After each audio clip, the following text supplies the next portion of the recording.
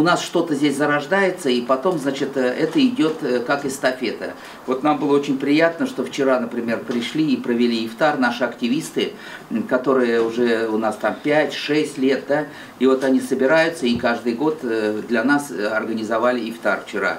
До этого мы провели ифтар, вот как обычно, мы хотим его дважды провести, это с первым-вторым курсом. Да, вот для нас, наверное, это очень важно, чтобы вот вовлекалась вот эта молодежь, первый-второй курс. Мы вообще очень рады, вообще всегда мы проводим политику. Принимайте активное участие, ждем от вас предложений. Если есть где-то татарские мероприятия, обязательно посещайте. Ну, к сожалению, в Москве мало татарских мероприятий, мы ожидаем, что будет больше, вот на вас надеемся. И вот, например, в декабре, в конце года где-то, да, у нас организовалась группа... В ноябре, да, значит, яркая татарская молодежь. Вот они сегодня являются главными организаторами сегодняшнего вечера. Вот, что взяли на себя вот эти все хлопоты, списки, сборы, все это вот. Значит, группа Яшляр организовалась у нас в конце года. Вот они вчера проводили ифтар для нашей молодежи. Вот сегодня мы поблагодарили Дом Асадулаева за предоставленную площадку для нашей молодежи. Поэтому вот таким вещам мы очень рады, что люди собираются. Вот тоже организовывайтесь, собирайтесь. Мы всегда это приветствуем. Вот у нас позавчера пришла одна девушка, она сейчас организует землячество у себя в институте. Вот, мы в районе 10 институтах помогаем, содействуем. Вот это с нас пироги, костюмы, пресса, видеокамера. Вот если кто-то в институте учится и будет такое мероприятие проводить, тоже нам говорите. Я надеюсь, что у вас у всех пост проходит хорошо. Вот, альхамдулилля, неделю уже, да, продержались, еще 3 с копеечками и все. Вот, поэтому давайте сейчас пока послушаем, что нам скажут, и уже потом закроем пост. Ассаламу алейкум ва рахматуллахи баракатух, хадматлы яшляр.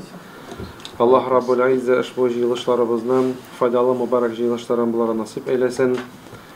Инде улым 2 телдә сөйләргә кыйнрак булыр. Монда татар телендә генә сөйләсәң, урысча аңлаучылар, урысча гына аңлаучылар да арада бардыр дип уйлыйм. Шуңа күрә инде бик шатбыз шушындай җыелышларга, шушындай урыннарга, кая ифтар мәҗлесе үткәрелә, җыелырга, килергә. Һәм дә инде Аллаһ Тәгаләнең менә рәхмәте буенча шушы җирдә дә инде без теге бер гырыф-гадәт буларак елдан-ел җыелабыз. Аллаһ Тәгаләне зикр итәбез. Һәм дә инде үзебезнең булган эчтәлек хисләребез белән бүлешәбез. Я думаю, большинство из вас в детстве приезжали или жили в деревне, в села.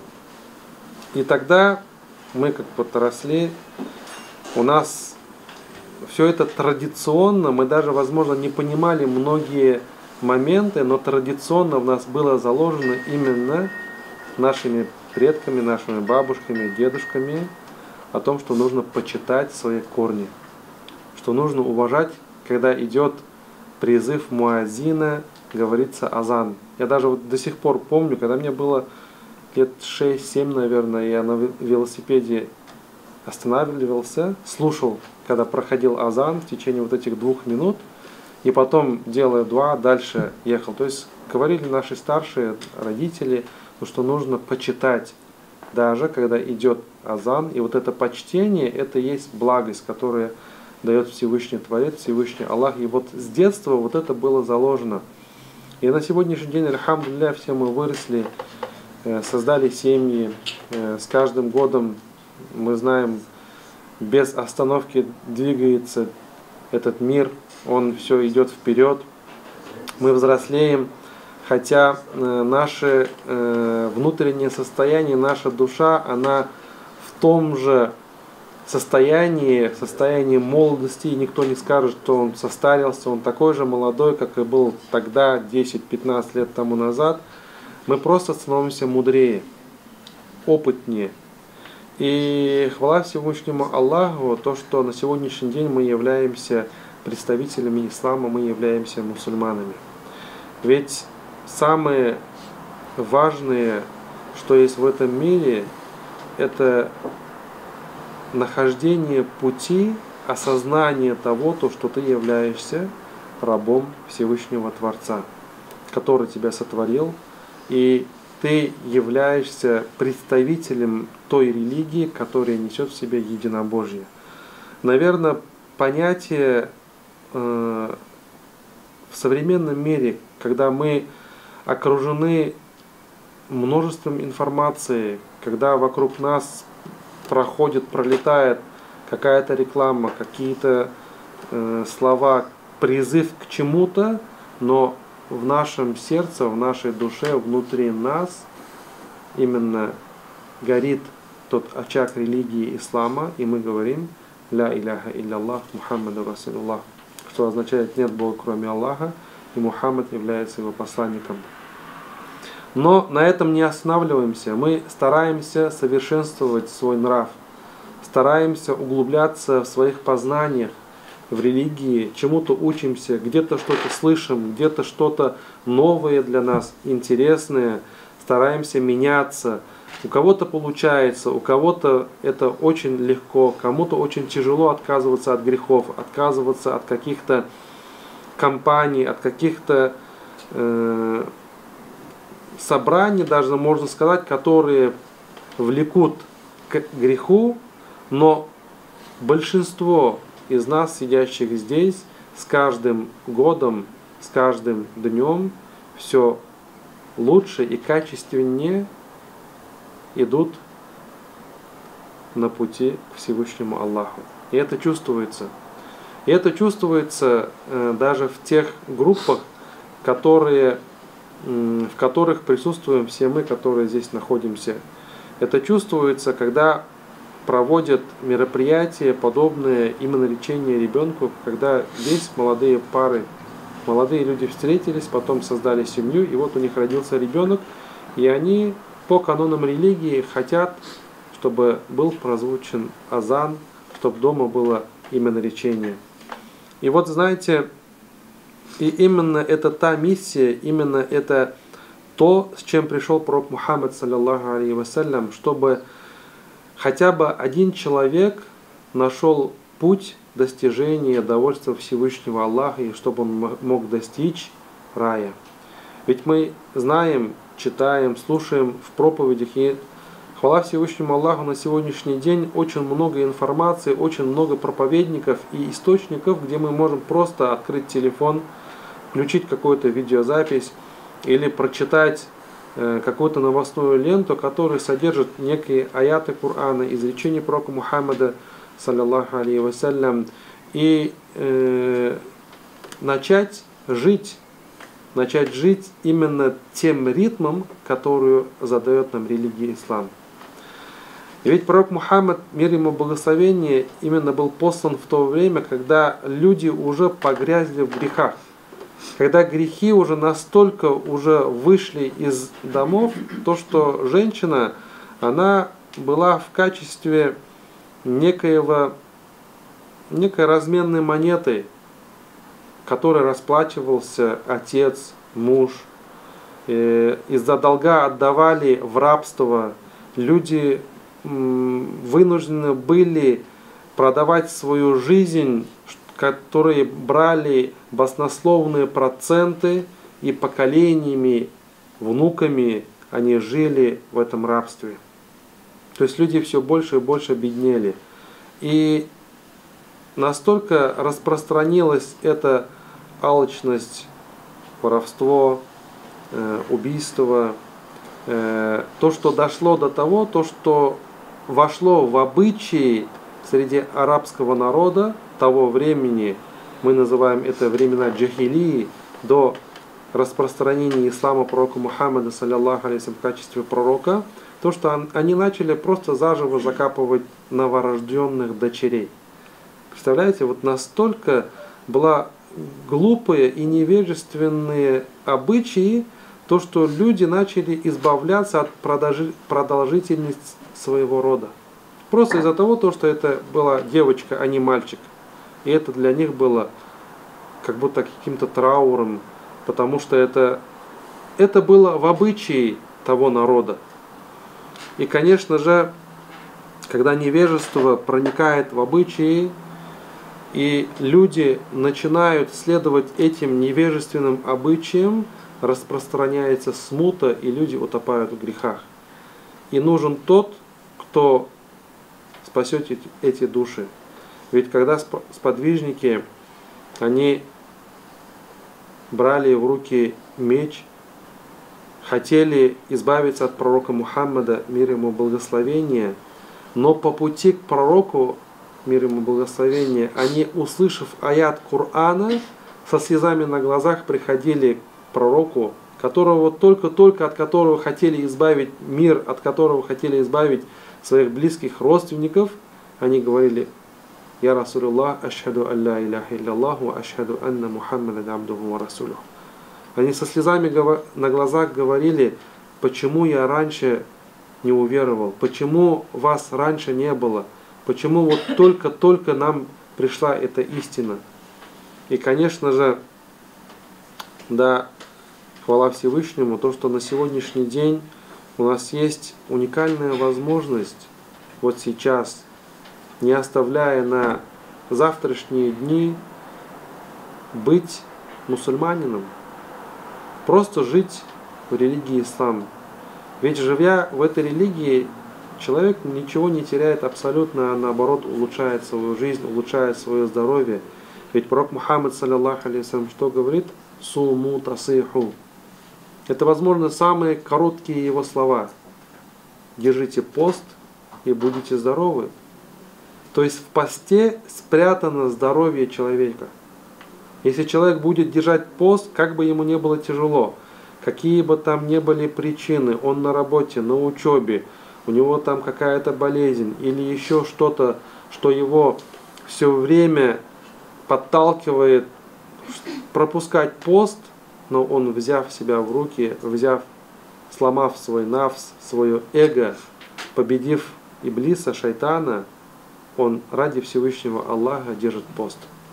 И на самом деле пост — это, мы говорим, пост в месяц Рамадан, это настолько глубокое понимание, то, что для мусульманина или для мусульманки даже порой не нужно объяснять, зачем это нужно делать, зачем это нужно поститься, ведь это приказ Всевышнего Аллаха. И да, мы через медицинские показатели можем сказать, что в посте есть много моментов для улучшения нашего здоровья, но в самую первую очередь, конечно же, пост месяц Рамадан — это приказ. Приказ Творца, приказ Аллаха, приказ Всевышнего. И поэтому Всевышний Аллах говорит, то, что если вы встретили этот месяц, то вам нужно поститься. Месяц Рамадан. И, конечно же, саум мы называем пост. Это те дни и тот месяц, когда человек отказывается от привычных своих дел вне месяца Рамадан. Когда ему хочется в любой момент, в любой день, там, в любую минуту попить, покушать, но он именно может отказаться и именно может остановиться. И это называется саум, это называется пост. И вдобавок, когда человек это делает ради Всевышнего Аллаха, он получает такое вознаграждение, о котором даже ангелы не знают. Ведь в изречениях пророка Мухаммада, саллаллаху алейхи вассалям, говорится, то, что когда человек в месяц Рамадан держит пост ради Всевышнего Аллаха, ангелы хотят записать количество вознаграждения, но Всевышний Аллах им говорит: вы запишите, а я сам им воздам, потому что они ради моего довольства отказались от еды и питья, и я сам воздам им в судный день. И на самом деле, если задуматься, когда за некое деяние, благодеяние, за совершение какой-то молитвы или за заклание курбана в месяц Дзуль-Хиджа, или за выдачу заката, или за намаз, человек в изречениях оговаривается, говорится, описывается, какое количество и сколько вознаграждений человек получает. Но насчет поста нигде не упоминается, какое количество и что получает человек за пост в месяц Рамадан. Но пророк Мухаммад, саллаллаху алейхи вассалям, что говорит?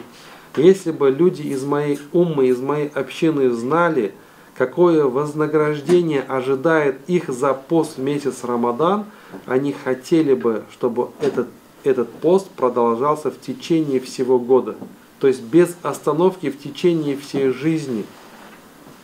И если посмотреть в изречении пророка Мухаммада, саллиллаху алейхи вассалям, на самом деле пост, который он приходится один месяц среди 12 месяцев, то есть 11 месяцев у нас свободной жизни и 1 месяц поста, то человек получает вознаграждение, как будто целый год держал пост.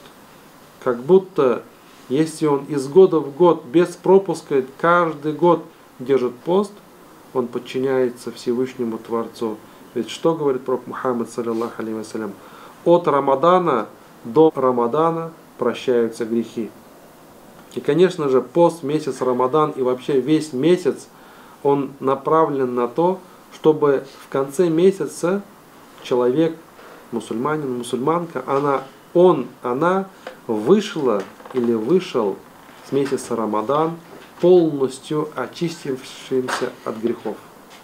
То есть вот что хочет Всевышний Аллах от своих рабов, от нас, от людей, от верующих мусульман, чтобы люди смогли продержать месяц Рамадан и чтобы в течение месяца они могли отказаться от привычных своих грехов, от привычных своих каких-то амбиций или от высокомерия. И именно этот месяц, когда человек становится более набожнее, более сентиментальнее. Ведь человек, когда он держит весь месяц пост, он понимает, как ему тяжело. Но помимо этого, Всевышний Аллах еще вознаграждает его в судный день. И это вознаграждение он получит только после смерти. И каким образом человеку, рассказывая эти слова, поверить в это? Ведь достаточно того, что человек, он есть мусульманин.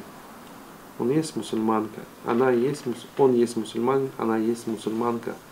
Ведь для мусульманина, для него вообще аяты Корана, он понимает то, что это разговор Всевышнего Аллаха. Изречение пророка Мухаммада, саллиллаху алейхи вассалям, это те слова, которые выходили из уст пророка Мухаммада, саллиллаху алейхи вассалям. И он старается что-то убрать, что-то прибавить. То есть убрать грехи, а прибавить благодеяния. И, конечно же, этому пример жизнь сподвижников, жизнь табиинов, жизнь ученых, которые посвятили свою жизнь на пути распространения религии.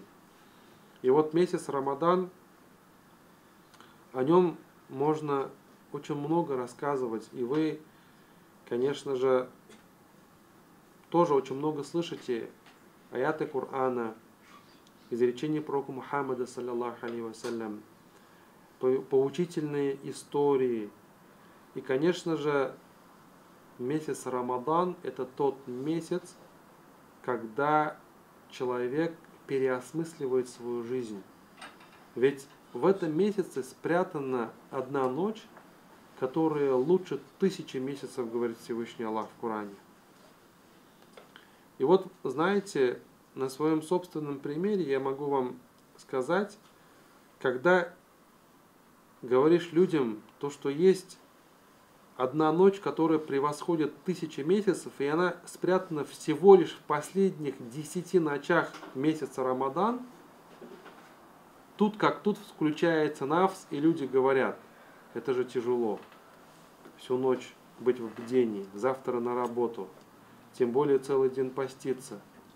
Представляете, Всевышний Аллах говорит то, что в этом месяце спрятана ночь, которая может заменить 83 года жизни, так как 1000 месяцев это приблизительно 83 года. И удивительно, Всевышний Аллах каждый год дает нам возможность мусульманам встретить этот месяц, проводить этот месяц, очищаться от своих грехов, очищаться от прегрешений. Всевышний Аллах ждет, чтобы простить грехи своих рабов, чтобы ввести их в рай, но не все люди могут это понять и осознать, то, что вот оно, счастье лежит перед нами. Просто нужно держать пост, просто нужно каяться, просто нужно поклоняться. И человек, знаете, не обязательно быть муллой, не обязательно быть имамом, не обязательно заканчивать там какие-то исламские учебные заведения. Достаточно верить, достаточно выполнять обрядовые поклонения, которые мы в течение дня молимся Всевышнему Аллаху. Раз в году мы отдаем в качестве заката, в качестве милостыни, обязательной милостыни, которая есть, упоминается, да, как один из столпов ислама, это третий столб ислама, закат. Мы в качестве заката выплачиваем перед Всевышним Аллахом за свое здоровье, за свою возможность вообще жить на этом свете постом в месяц Рамадан. И знаете, когда у человека все есть, человек не задумывается о благостях. Он просто не задумывается. Человек начинает задумываться только тогда, когда начинает терять.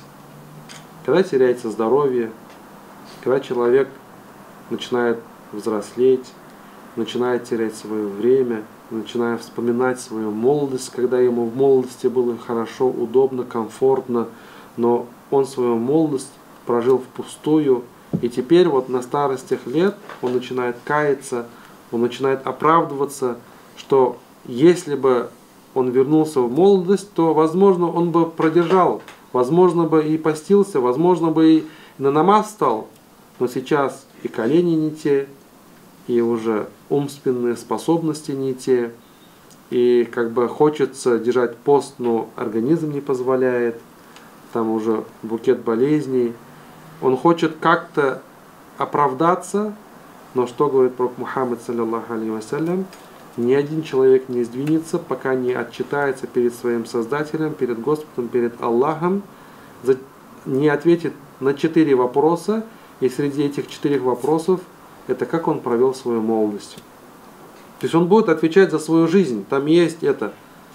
Он будет отвечать за свою жизнь, но еще отдельным вопросом будет идти, Всевышний спросит, вот у тебя были самые яркие моменты твоей жизни, твоя молодость, когда нету практически никакой преграды, ты на пике во всем. Вот как ты провел свою молодость, на что ты потратил, что ты делал, как ты прожил, когда у тебя было и со здоровьем хорошо, и с мышлением хорошо, и запоминал ты очень хорошо, и время у тебя было достаточно, высыпался за пару часов буквально. Вот что ты делал, как ты прожил, как ты провел свою молодость.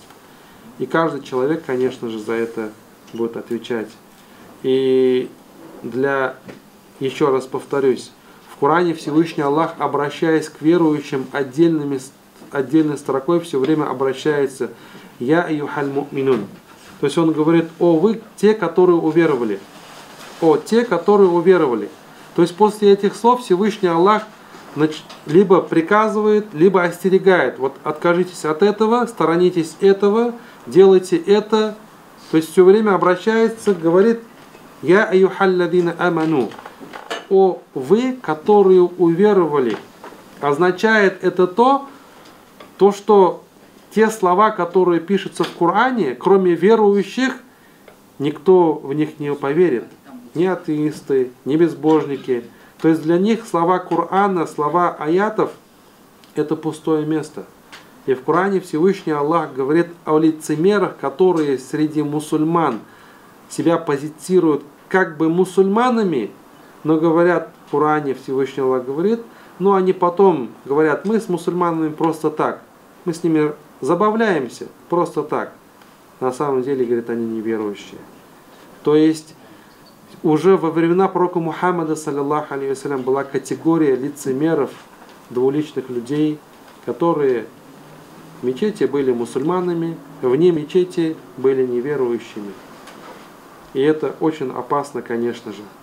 Ведь в этом мире мы можем обмануть кого угодно, но Всевышнего Творца никак не обмануть. И почему я это говорю?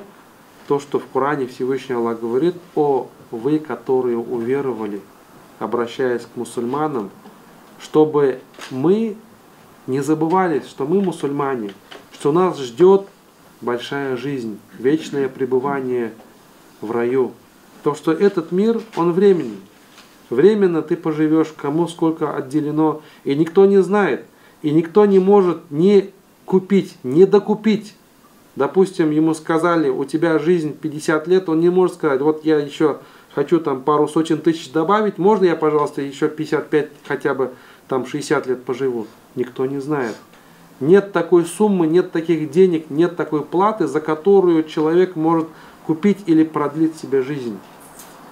И это ограничено Всевышним Творцом, Всевышним Аллахом. Ни один врач, ни один доктор, ни один твой знакомый, который на каких-то там высоких должностях, он не может сказать, что вот ты столько-то проживешь. Это от Всевышнего Аллаха. И вот такие собрания, такие, пусть будет это ифтар маджлис, который сегодня проводят, или другие мероприятия, когда верующие мусульмане вместе собираются, поминают Всевышнего Аллаха, напоминание для нас. Напоминание, чтобы мы попусту не тратили свою жизнь, чтобы смогли провести с пользой то время, которое у нас есть. Вот если подумать, да, вот сегодня у нас 17 марта, неделя поста прошла. Вы можете в это поверить? Неделя поста уже прошла, вот просто неделя, 7 дней взяла и прошла. И вот так же и месяц пройдет, так же и 10 лет пройдет, так же и 50 лет пройдет. Вот когда общаешься не со стариками, а с взрослыми, так скажем, мудрыми людьми, которые прожили жизнь, и когда спрашиваешь у них какой-то жизненный совет, практически большинство из них говорят: цените время. Вот время, говорит, оно все равно пройдет. Мы тоже, как и вы, были беспечными, молодыми, с амбициями, но, говорит, время пролетело. Цените сегодняшнюю жизнь, которую вы проживаете. Ведь мы, думая тогда, потом, в будущем, то, что у нас будет там хорошая жизнь, богатая жизнь, мы не знаем, когда, что будет в следующем году, какая будет наша жизнь. И почему я эту тему начал? Знаете, вот так получилось, то, что больше уже полутора лет, почти еженедельно,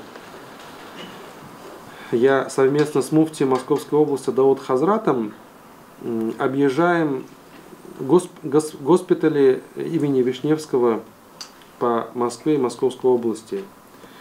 И вот тогда, когда с ними встречаешься, с этими ребятами, когда с ними общаешься, разговариваешь, они для себя берут что-то, разговаривая с имамами, с хазратами.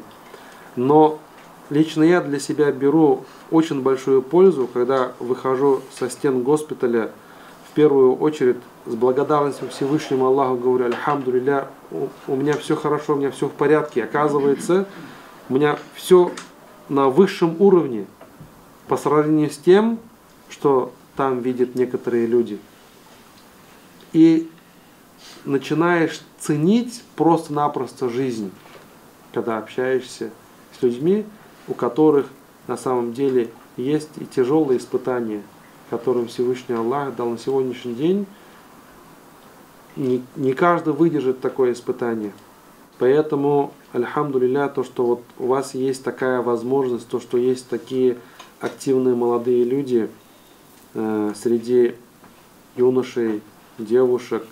Когда пророк Мухаммад, саллаллаху алейхи вассалям, побратал мухаджиров и ансаров, сподвижников, переселенцев из Мекки в Медину, они стали братьями, они делились всем нажитым своим имуществом, они давали друг другу советы, они всячески старались поддержать друг друга, и на сегодняшний день среди уммы пророка Мухаммада, саллаллаху алейхи вассалям, среди нас, среди мусульман, также нехватка именно в опоре, братство в религии, ведь с каждым годом качество ислама, оно ухудшается.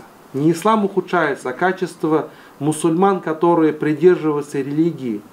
Все меньше и меньше люди начали узнавать свою религию, читать книги, читать исламские книги, читать Коран в оригинале на арабском языке, обращаться в источники к ученым ислама, спрашивать у них советы. То есть на сегодняшний день вот эта вот пустота, она потихоньку заполняет наши ряды. И подобные собрания, подобные мероприятия, они необходимы для нас. Необходимо, чтобы кому-то что-то новое дать, кому-то подсказать, кого-то подтолкнуть для совершения богоугодных дел. И да, пусть Всевышний Аллах примет сегодняшний ифтар, мероприятия, которые сегодня организовали. Ведь на самом деле самая высшая награда за кормление людей – это ифтар. Выше ифтара вы не найдете мероприятия.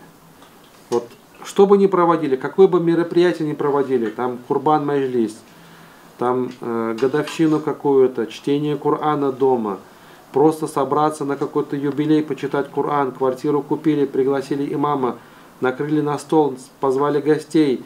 То есть тоже мероприятие, тоже людей кормить, тоже общаться, родственники собираются, но выше ифтар маджлиса нету вообще никакого маджлиса.